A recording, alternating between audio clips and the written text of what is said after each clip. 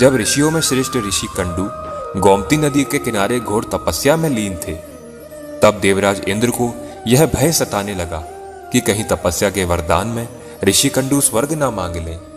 तब ऋषि कंडू की तपस्या भंग करने के लिए देवराज इंद्र ने स्वर्ग की अप्सरा प्रमलोचा को उनके पास भेजा।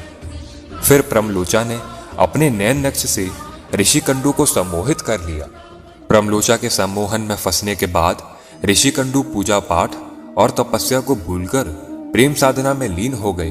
अब प्रमलोचा वापस स्वर्ग लौटना चाहती थी, परंतु ऋषि कंडू प्रमलोचा के सम्मोहन में इस तरह डूबे थे कि वह प्रमलोचा को अपने पास से जाने ही नहीं देना चाहते थे।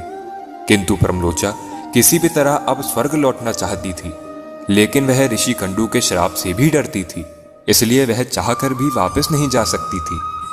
फिर एक दिन अचानक ऋषि कंडू को अपनी तपस्या याद आई।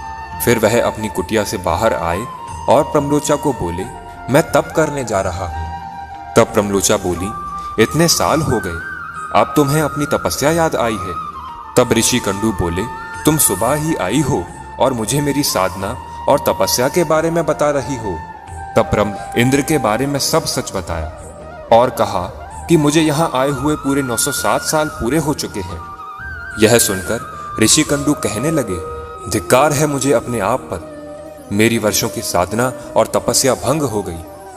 अपनी गलती का एहसास होने पर अप्सरा का त्याग कर ऋषि कंडू पुनः अपनी तपस्या और साधना में लीन हो गए।